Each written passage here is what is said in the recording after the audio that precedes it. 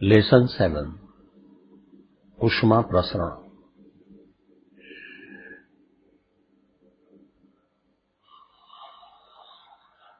મિત્રો, ઉષ્માનું પ્રસરણ જુદા જુદા પદાર્થોમાં જુદી જુદી રીતે થતું હોય છે. ઘન પદાર્થમાં ઉષ્માનું પ્રસરણ જે રીતે થાય તેને ઉષ્મા વહન કહે છે. પ્રવાહીમાં ઉષ્માનું પ્રસરણ થાય એ ઘટનાને ઉષ્મા નયન કહે છે. અને શૂન્યાવકાશ કે વાતાવરણમાં ઉષ્માનું પ્રસરણ વિકિરણો દ્વારા થતું હોય એને ઉષ્મા વિકિરણ કહે છે. તો ઉષ્મા પ્રસરણની 3 રીતો છે: ઉષ્મા વહન, ઉષ્મા નયન અને ઉષ્મા વિકિરણ. સૌ પ્રથમ આપણે ઘન પદાર્થમાં ઉષ્માનું વહન સમજીએ. ઘન પદાર્થમાં ઉષ્માનું પ્રસરણ ઉષ્મા વહનની પ્રક્રિયા દ્વારા થાય. ઘન પદાર્થમાં નજીક રહેલા અણુઓ એકબીજા સાથે આંતર અણુબળથી જકડાયેલા હોય છે. આ અણુઓ પોતાના સ્થાને સ્થિર હોતા નથી. તેઓ સતત તેઓના તાપમાન અનુસાર દોલન અનુભવતા હોય છે. જેમ તાપમાન વધારે એમ દોલનનો કંપવિસ્તાર વધારે. ધારો કે ઘન પદાર્થના કોઈ એક અણુનો વિચાર કરીએ.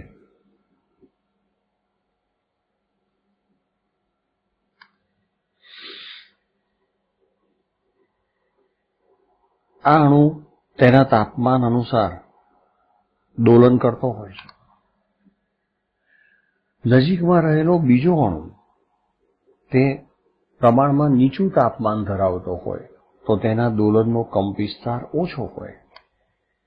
હવે નજીક રહેલા આ બે અણુઓ એ અને બી એકબીજા સાથે આંતર અણુબળથી જકડાયેલા હોય એટલે ઊંચા કંપવિસ્તારથી દોલન કરતો કણ નજીકના નીચા કંપવિસ્તારથી દોલન કરતા કણ પર કાર્ય કરે અને તેને પોતાના જેટલા જ કંપવિસ્તારથી દોલન કરવા પ્રેરે. આમ કણ એ બી પર કાર્ય કરે છે એટલે પોતાની ઉર્જા બીને આપે છે. એટલે એના દોલનનો કંપવિસ્તાર ઘટે, બીના દોલનનો કંપવિસ્તાર વધે. એના દોલનનો કંપવિસ્તાર ઘટે એટલે એનું તાપમાન ઘટે, બીના દોલનનો કંપવિસ્તાર વધે એટલે એનું તાપમાન વધે. આમ એ પરથી બી પર ઉષ્માનું પ્રસરણ થયું એમ કહેવાય. અહીં ઉષ્માનું પ્રસરણ તે યાંત્રિક ઉર્જાના પ્રસરણ દ્વારા થાય છે. તો સામાન્ય રીતે ઘન પદાર્થમાં ઉષ્માનું પ્રસરણ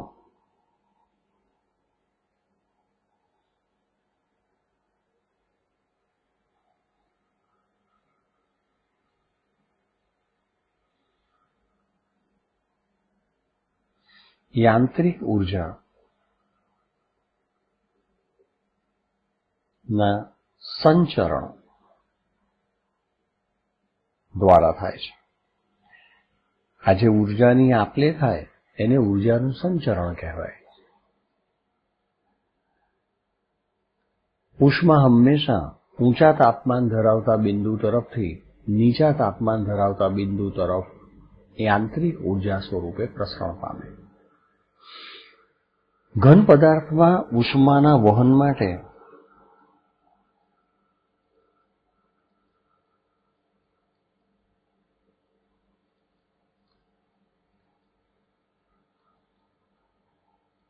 કંઈક અંશે મુક્ત ઇલેક્ટ્રોન પણ જવાબદાર હોય છે. હવે ઘન પદાર્થમાં ઉષ્માનું વહન થાય ત્યારે આડછેદમાંથી એકમ સમયમાં પસાર થતી ઉષ્માના જથ્થાને ઉષ્મા પ્રવાહ કહેવાય. આ ઉષ્મા પ્રવાહનું સૂત્ર આપણે મેળવીએ. ધારો કે આપણને આવો એક લંબઘન પદાર્થ આપેલો છે.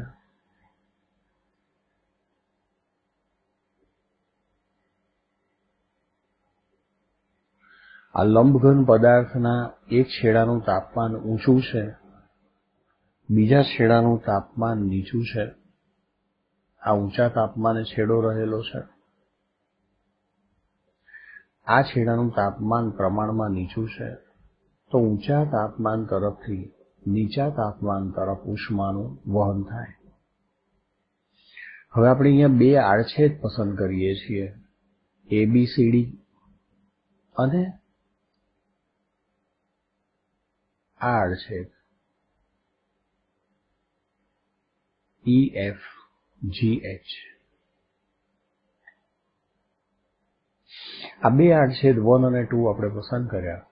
ABCD તે ઊંચા તાપમાન ધરાવતા છેડાની નજીક છે, એટલે એનું તાપમાન T પ્લસ ડેલ્ટા T એમ સ્વીકારીએ. અને EFGH તે દૂર છે, એનું તાપમાન T સ્વીકારીએ. જેમ તમે ઊંચા તાપમાનથી નીચા તાપમાન તરફ જાઓ એમ તાપમાન ઘટતું જાય. તો આ બે આડછેદો જે છે તે ધારો કે અહીંથી x અને x પ્લસ ડેલ્ટા x અંતરે રહેલા છે એમ સ્વીકારીએ. આ જે અંતર છે એ x છે અને એક છેડેથી આ આડછેદનું અંતર x પ્લસ ડેલ્ટા x છે. તો આ બે આડછેદ વચ્ચે અંતર કેટલું? તમે કહી શકો કે ડેલ્ટા x. અને બે આડછેદ વચ્ચે તાપમાનનો તફાવત ડેલ્ટા T. હવે એક અગત્યની ભૌતિક રાશિ વ્યાખ્યાયિત કરીએ, તાપમાન પ્રચલન. ઘન પદાર્થમાં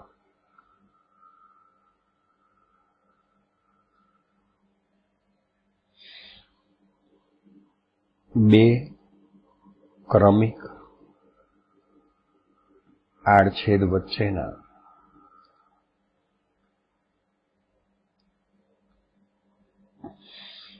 એકમ લંબ અંતર દીઠ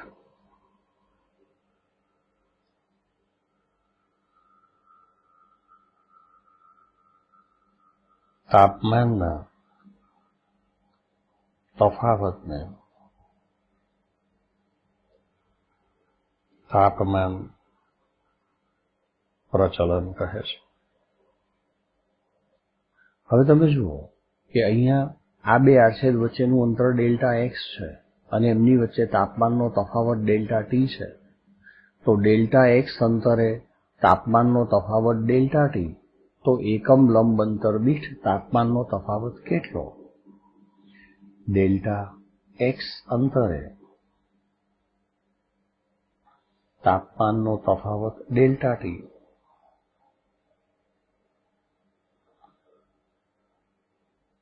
તો એકમ લંબ અંતર દીઠ તાપમાનનો તફાવત, તો તમે કહી શકો delta T by delta x. પણ જો બે ક્રમિક આડછેદ લઈએ, એટલે બહુ જ નજીક રહેલા આડછેદ લઈએ, તો ડેલ્ટા x ટેન્ડ્સ ટુ 0 લઈ શકાય. તો delta x tends to 0 delta T by delta x એટલે dt બાય dx થાય. આ જ તાપમાન પ્રચલન દર્શાવે છે. એનો એકમ થાય કેલ્વિન પ્રતિ મીટર અથવા કેલ્વિન પ્રતિ સેન્ટીમીટર. હવે ધારો કે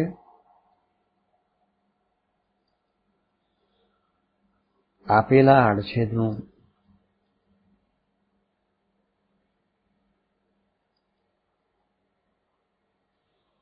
ક્ષેત્રફળ એ છે, તેનું તાપમાન પ્રચલન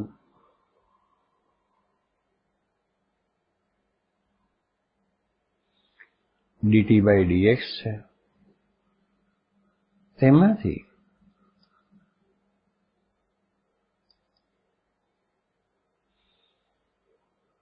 ડેલ્ટા T સમયમાં ડેલ્ટા Q જેટલી ઉષ્માનું વહન થાય છે. તો તમે લખી શકો કે ડેલ્ટા Q સમપ્રમાણમાં એ જેમ આડછેદનું ક્ષેત્રફળ વધારે એમ વધારે ઉષ્માનું વહન થશે, કારણ કે વધુ અણુઓ એકબીજા સાથે સંપર્કમાં હશે, એટલે યાંત્રિક ઉર્જા સ્વરૂપે ઉષ્માની આપલે વધારે ઝડપથી થાય, વધારે પ્રમાણમાં થાય, એટલે ડેલ્ટા ક્યુ સમપ્રમાણમાં એ થશે. જેમ તાપમાન પ્રચલન વધારે તેમ તાપમાનનો તફાવત વધારે, અને તાપમાનનો તફાવત વધારે હોય તો આપેલા સમયમાં વધુ ઝડપથી ઉષ્માનું પ્રસરણ થાય, તો ડેલ્ટા ક્યુ સમપ્રમાણમાં dt/dx કહી શકાય. અને જેમ સમયનો ગાળો વધારે તેમ વધારે ઉષ્મા પ્રસરણ પામે છે. તો આપણે આ ત્રણેય સંબંધોનો સમન્વય કરીએ તો લખી શકીએ ડેલ્ટા ક્યુ બરાબર સમપ્રમાણતાનો અચળાંક k એ dt/dx ઇન્ટુ ડેલ્ટા t. હવે જુઓ, જેમ x વધે ઉષ્મા વહનની દિશામાં તેમ તાપમાન ઘટે, કારણ કે ઉષ્માનું પ્રસરણ ઊંચા તાપમાનથી નીચા તાપમાન તરફ જ થાય. તો dt/dx એ પોતે જ અંતરની સાથે તાપમાનના ઘટાડાનો દર્શાવે છે, અને માટે dt/dx ઋણ હોય, પરંતુ પસાર થતી ઉષ્માનો જથ્થો ઋણ લેવાનો કંઈ અર્થ નથી, અને માટે આપણે અહીંયા ઋણ ચિહ્ન મૂકીએ,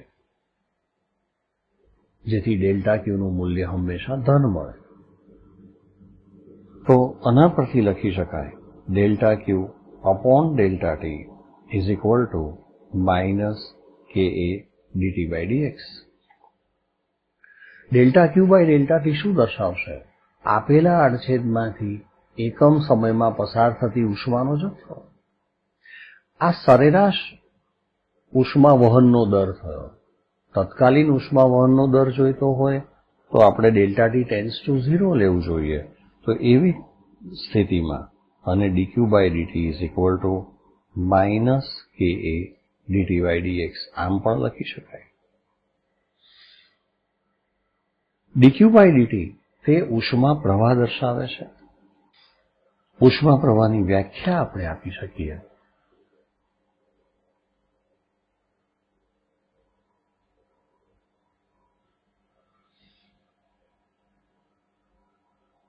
ઘન પદાર્થના આડછેદમાંથી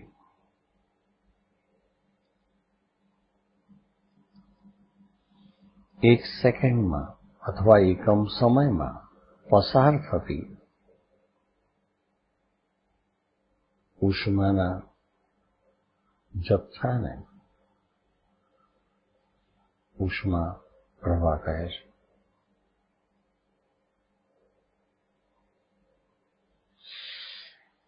અને એનું એકમ થશે કેલરી પર સેકન્ડ અથવા જૂલ પ્રતિ સેકન્ડ. હવે અહીં આપણે કેને સૂત્રનો કર્તા બનાવીએ. ઋણ ચિહ્ન ઉગણીને કે માટે લખી શકાય dq/dt અપોન a dt/dx. આ કે જે છે તે ઉષ્મા વાહકતા દર્શાવે છે, અને પદાર્થની ઉષ્મા વાહકતાની વ્યાખ્યા આ રીતે આપી શકાય: એકમ તાપમાન પ્રચલન ધરાવતા આડછેદના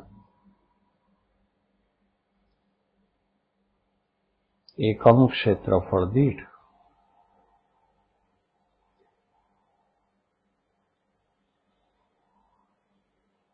ઉષ્મા પ્રવાહના મૂલ્યને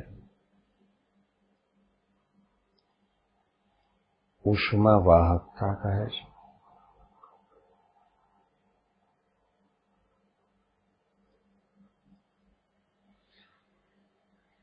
જો આપણે એનો એકમ લખીએ તો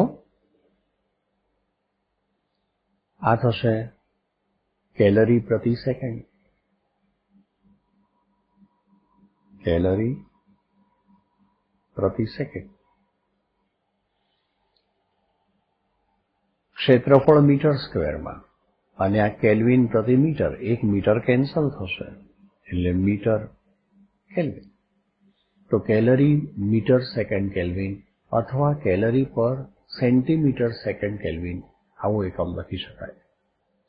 કેલ્વિનના બદલે સેલ્સિયસમાં પણ તાપમાન માપી શકાય. છેદમાં મૂલ્ય આવે છે એટલે સેલ્સિયસમાં હોય કે કેલ્વિનમાં હોય કે એનું મૂલ્ય એક સરખું જ થશે, કારણ કે એકમ તાપમાનનો ફેરફાર સેલ્સિયસ અને કેલ્વિનમાં સમાન થાય. મિત્રો, હવે આપણે સ્થાયી ઉષ્મા અવસ્થા અંગેની સમજૂતી મેળવીએ. સ્થાયી ઉષ્મા અવસ્થા સમજવા માટે આપણે એક સળિયાને ગણતરીમાં લઈએ. ધારો કે આ એક L લંબાઈનો સળિયો છે. આ સમગ્ર સળિયો પ્રારંભમાં T2 તાપમાને રહેલો છે. એનો એક છેડો અહીં T વિરુદ્ધ X ના આલેખમાં X બરાબર 0 પર ગોઠવેલો વિચારીએ. બીજો છેડો X બરાબર L પર ગોઠવાયેલો છે. સમગ્ર સળિયાના બધા આડછેદનું તાપમાન એક સરખું હોય અને ધારો કે T2 હોય તો આલેખ સુરેખ મળશે. બધા જ આડછેદનું તાપમાન સમાન છે. સળિયો ઓરડાના તાપમાને હોય તો T2 એ ઓરડાનું તાપમાન હોય. હવે એક છેડાનું તાપમાન એકાએક આપણે T1 કરીએ, બીજા છેડાનું તાપમાન T2 જ રાખીએ અને બંને છેડાઓના તાપમાન અચળ જાળવી રાખીએ.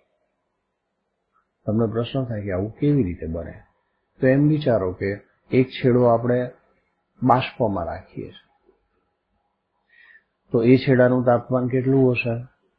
100 ડિગ્રી સેલ્સિયસ. બીજા છેડાને આપણે બરફ અને પાણીના મિશ્રણમાં રાખીએ, એની સાથે સંપર્કમાં રાખીએ, તો એનું તાપમાન હશે 0 ડિગ્રી સેલ્સિયસ.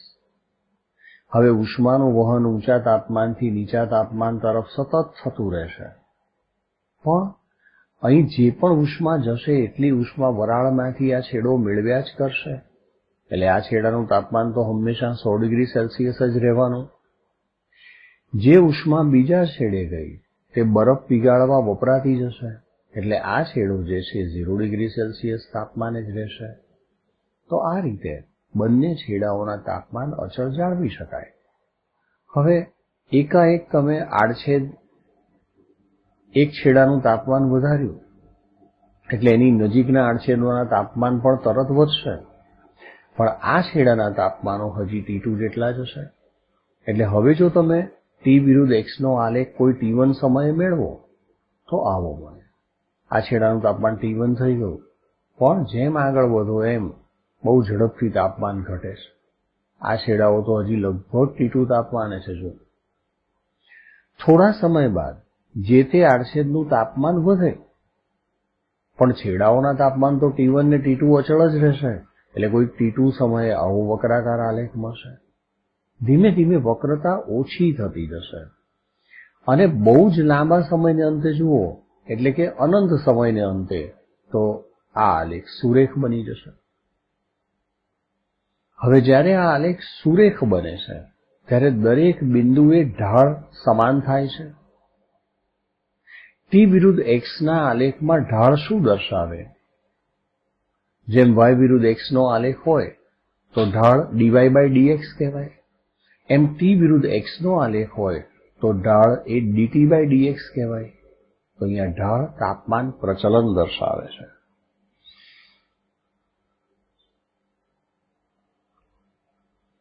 આલેખનો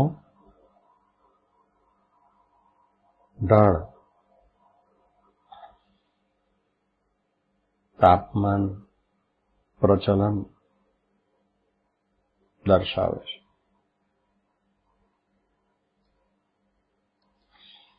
અને જે છે dt/dx. અહીં પ્રત્યેક આડછેદ માટે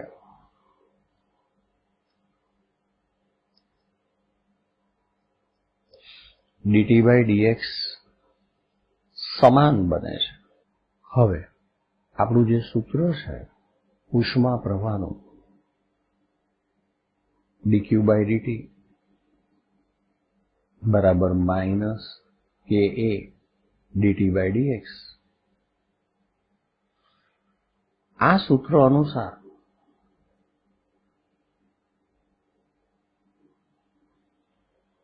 જો dt/dx સમાન બન્યું, દરેક આડછેદનું ક્ષેત્રફળ તો સમાન જ છે, સમાન આડછેદ ધરાવતો જ આ સળિયો છે. એક જ ધાતુમાંથી બનાવેલો સળિયો હોય તો k પણ અચળ છે. તો આવી સ્થિતિમાં તમે અહીં લખી શકો કે dq/dt બધા જ આડછેદ માટે અચળ થાય છે. આ અવસ્થાને સ્થાયી ઉષ્મા અવસ્થા કહે છે.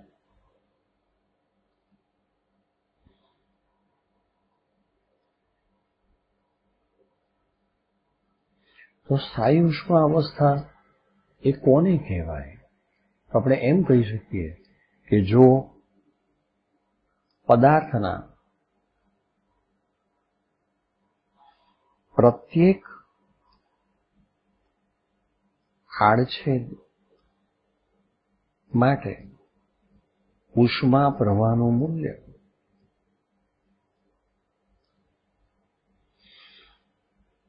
સમાન બને અને સમયની સાથે અફર રહે તો એ પદાર્થ સ્થાયી ઉષ્મા અવસ્થામાં છે.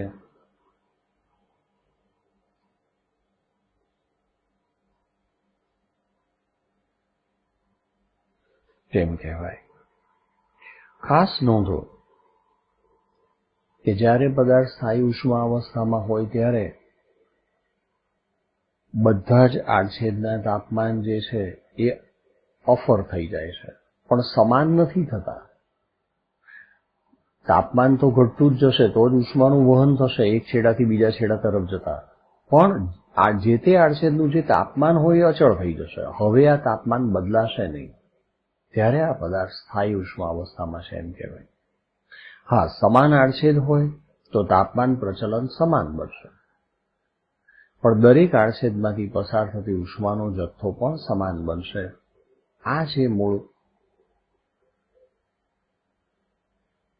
એની પ્રોપર્ટી છે, લાક્ષણિકતા છે, એને કારણે પદાર્થ સ્થાયી ઉષ્મા અવસ્થામાં છે એમ કહેવાય. હવે અહીં dt/dx મેળવીએ તો આલેખ પરથી જુઓ, આ થશે T2 - T1 upon L - 0.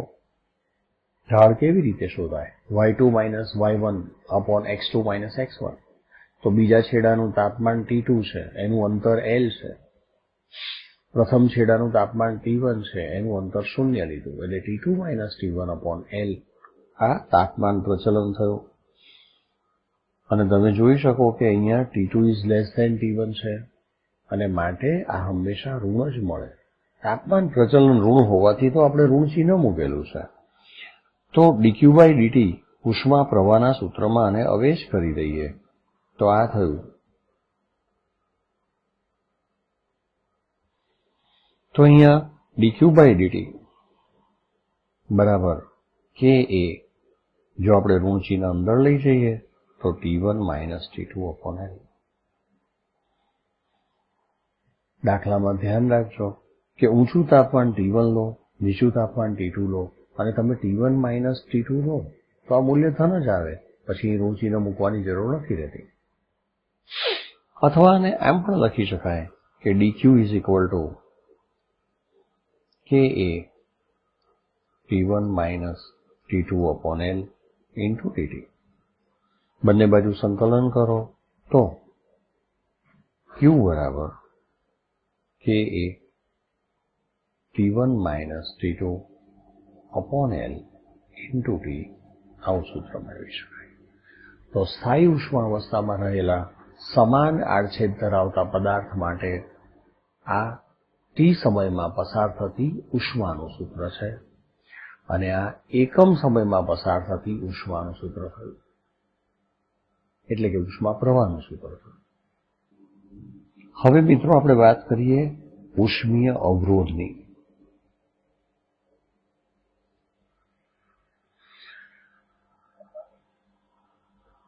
જો આપણે ઉષ્મા પ્રવાહ માટેનું સૂત્ર મેળવ્યું, એમાં સળિયાના કોઈ પણ આડછેદમાંથી પસાર થતી ઉષ્માનો જથ્થો Q બરાબર Ka T1 minus T2 upon L into T આવું લખ્યું.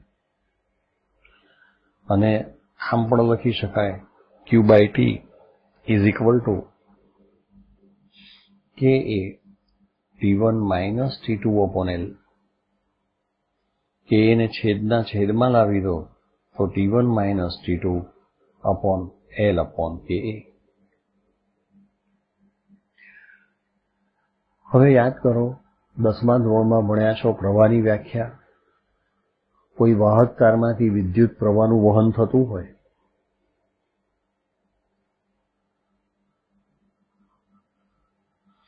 તો એક છેડાનું વિદ્યુત સ્થિતિમાન ઊંચું હોય, બીજા છેડાનું વિદ્યુત સ્થિતિમાન નીચું હોય.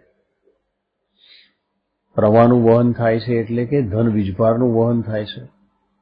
આ આડછેદમાંથી T સમયમાં Q જેટલો વિદ્યુત પ્રવાહ પસાર થતો હોય તો પ્રવાહ બરાબર Q બાય T આવું લખાય. ઓહમના નિયમ અનુસાર I બરાબર V by R.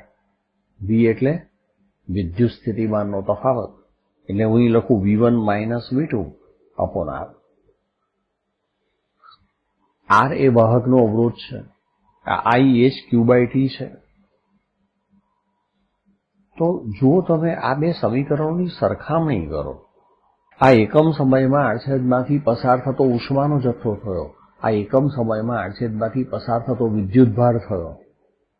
T1 minus T2 તાપમાનનો તફાવત દર્શાવે છે, V1 માઇનસ V2 વિદ્યુત સ્થિતિમાનનો તફાવત દર્શાવે છે. તો જે મહત્વ R નું એટલે કે અવરોધનું વિદ્યુત પ્રવાહના વહનમાં છે, તે જ મહત્વ L અપોન K નું ઉષ્માના વહનમાં છે. એટલે L અપોન Ka એ પણ એક જાતનો અવરોધ છે, પણ એને ઉષ્મીય અવરોધ કહેવાય. ઉષ્મીય અવરોધ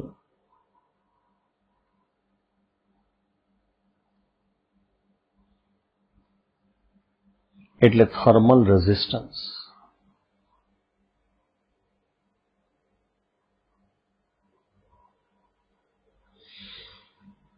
જેને આપણે RH વડે દર્શાવીએ તો RH બરાબર L અપોન Ka. તો અહીંયા L તે કોઈ પણ વાહક પદાર્થની લંબાઈ, K તેની ઉષ્મા વાહકતા અને A આડછેદનું ક્ષેત્રફળ. તો આ પ્રમાણે L અપોન Ka તે ઉષ્મીય અવરોધ તરીકે લઈ શકાય. જો હવે આ ઉષ્મીય અવરોધનું સૂત્ર કેટલું ઉપયોગી છે સમજવા આપણે બે અગત્યના કિસ્સાઓનો વિચાર કરીએ. ધારો કે સમાન આડછેદ ધરાવતા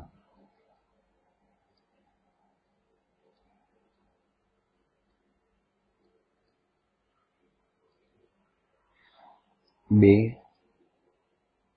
જુદી જુદી ઉષ્મા વાહકતા ધરાવતા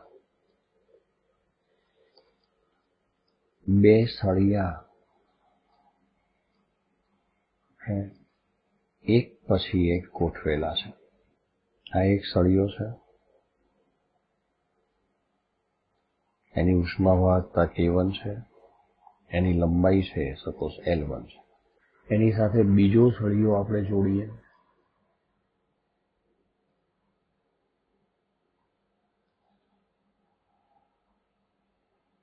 એની લંબાઈ L2 લઈએ, એની ઉષ્મા વાહકતા K2 લઈએ. હવે એક છેડાથી બીજા છેડા તરફ ઉષ્માનું વહન થાય છે.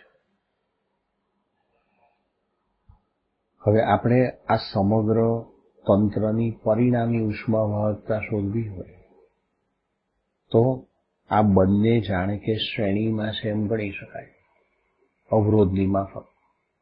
અને જો આ બંને પદાર્થ શ્રેણીમાં હોય તો તમે લખી શકો કે પરિણામી ઉષ્મીય અવરોધ બરાબર RH1 પ્લસ RH2. એકનો ઉષ્મીય અવરોધ RH1, બીજાનો ઉષ્મીય અવરોધ RH2, બંનેનો સરવાળો શ્રેણી જોડાણમાં પરિણામી ઉષ્મીય અવરોધ આવશે. હવે આ RH બરાબર L/KA, L એટલે કુલ લંબાઈ લેવી પડશે તંત્રની, L1 પ્લસ L2 અપોન પરિણામી ઉષ્મા વાહકતા K ધારીએ અને આડછેદનું ક્ષેત્રફળ A છે, બંને સળિયાનું સરખું. પ્રથમ સળિયા માટે RH1 તો L1/K1A, બીજા સળિયા માટે RH2 L2/K2A. અહીં A કેન્સલ થાય તો તમને સૂત્ર મળે L1 પ્લસ L2/K બરાબર L1/K1 પ્લસ L2/K2.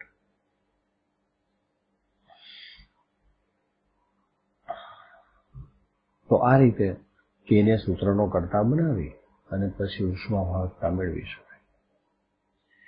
એમાં પણ વિશિષ્ટ કિસ્સો લઈએ કે જો L1 બરાબર L2 હોય તો L1 બરાબર L2 હોય તો આપણે લખી શકાય L પ્લસ L 2L/K બરાબર L/K1 પ્લસ L/K2. અહીં L કેન્સલ થશે તો આ થશે 1/2/K બરાબર 1/K1 પ્લસ 1/K2 માટે 2/K બરાબર K1 પ્લસ K2/K1/K2 અને માટે K બરાબર twice K1/K2/K1 પ્લસ K2. તો જો બે સળિયાઓ એક પછી એક જોડેલા હોય અને તેમના આડછેદનું ક્ષેત્રફળ સમાન હોય, બંનેની લંબાઈ પણ સમાન હોય, એટલે સમાન પરિમાણ ધરાવતા હોય, પણ ઉષ્મા વાહકતા જુદી જુદી હોય, તો પરિણામી ઉષ્મા વાહકતા 2K1/K2/K1 પ્લસ K2 મળે. શ્રેણી જોડાણ માટે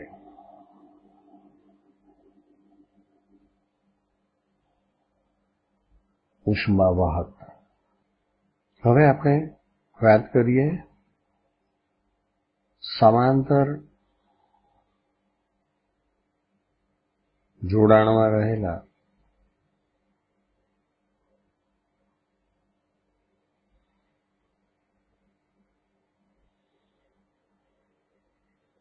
પદાર્થો કે સળિયા ની ઉષ્મા વાહકતા.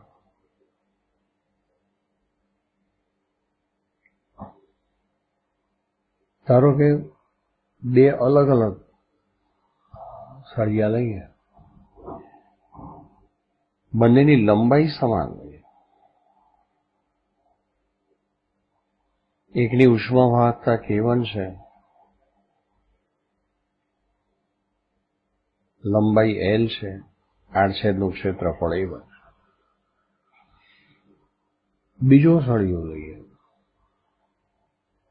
જેને આડછેદનું ક્ષેત્રફળ A2 છે,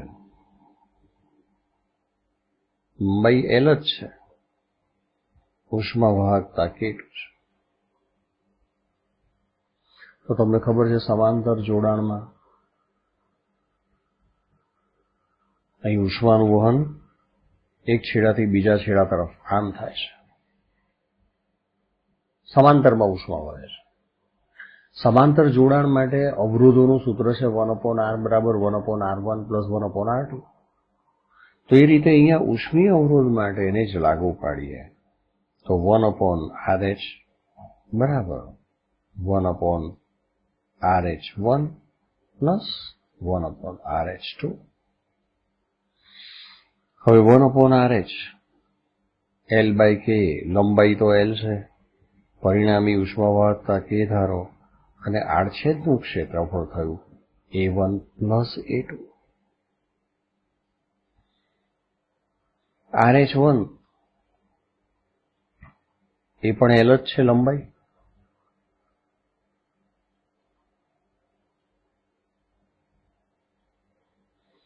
એની ઉષ્માવાહકતા K1, R છેદનું ક્ષેત્રફળ A1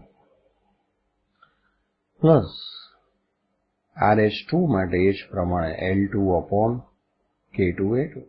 L2 પણ L જ છે, તો અહીંયા L કેન્સલ થશે અને પરિણામે K બરાબર K1A1 plus K2A2 upon A1 plus A2. પણ જો બંને સળિયા સમાન પરિમાણ ધરાવતા હોય, એટલે A1 બરાબર A2 હોય ઇઝ ઇક્વલ ટુ ધારો કે A, તો આ સૂત્ર થઈ જાય K બરાબર K1A plus K2A upon A plus A 2A. A common and cancel.